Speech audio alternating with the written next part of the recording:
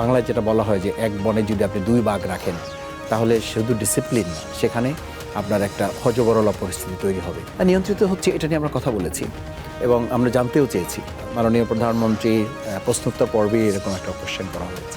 এই অ্যান্সারটা আমরা ওখান থেকে নিতে পারি নাই।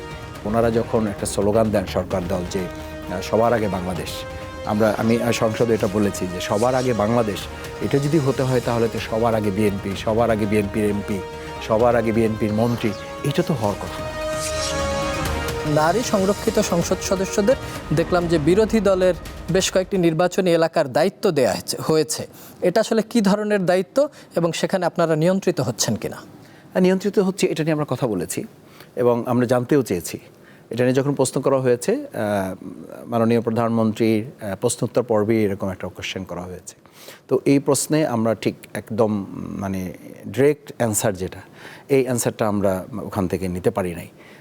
এর মধ্য দিয়ে আমরা বুঝতে পারি যে আমাদের এলাকাগুলোতে, প্রত্যেক এলাকাতেই আমাদের বিরোধী দলীয় সংসদ সদস্য যেখানে হয়েছেন, সেখানে এই মহিলা সংরক্ষিত আসন থেকে যারা নির্বাচিত হয়েছেন তাদেরকে স্পেসিফিক একদম আমরা পত্রিকার মারফতেও জেনেছি, কিছুটা প্রশাসনিকভাবে আমরা খোঁজখবর নেওয়ার জানার চেষ্টা করেছি যে এটা কনফার্ম করা হয়েছে।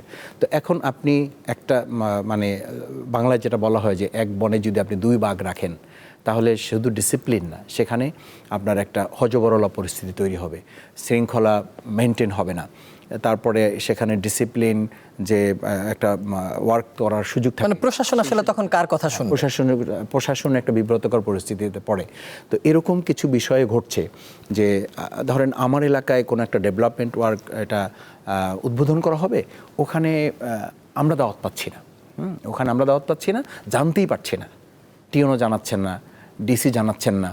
তো ওনাদেরকে ফোন করলে বলছেন যে হ্যাঁ এরকম একটা ডেট করা হয়েছে, তো এটা আমরা যখন কনফার্ম হবে, আমরা জেনেছি যে কনফার্ম হয়েছে, কিন্তু উনি ওই যে টেকনিক্যাল ভাষাটা ব্যবহার করেন যে এটা যখন নিশ্চিত হবে তখন আপনারা জানতে পারবেন, অথবা এ বিষয়ে আপনি একটু অমুক মন্ত্রী উনি আসবেন, ওনার সাথে আপনি একটু এ ব্যাপারে আলোচনা করে নিলে ভালো হয়। তো বুঝতে পারি যে এই প্রশাসনিক জায়গা থেকে আমাদের সম্মানিত ডিসি, টিওনো মহোদয়গণ যারা আছেন তারাও কোনো ক্ষেত্রে কিছুটা হীনমন্যতায় ভোগেন এবং তারা কিছুটা লিমিটেশন, একটা লিমিটেড এনভায়রনমেন্টের মধ্যে তারা যেতে হয়।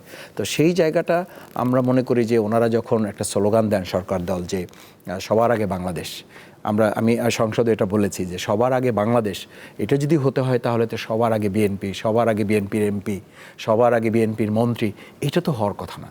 যেখানে যে জনগণের প্রতিনিধিত্ব, জনগণ তার হাতে এই দায়িত্বের জায়গাটা তুলে দিয়েছে, তাকেই তো সামনে রেখে ওখানকার কাজটা করাটাই হচ্ছে নর্মস। এই নর্মসের জায়গাটা অনেক ক্ষেত্রেই না, মানে ম্যাক্সিমাম ক্ষেত্রেই এটা মেনটেন করা হচ্ছে না। এটা আমাদের জন্য দুর্ভাগ্যের কারণ মনে করি।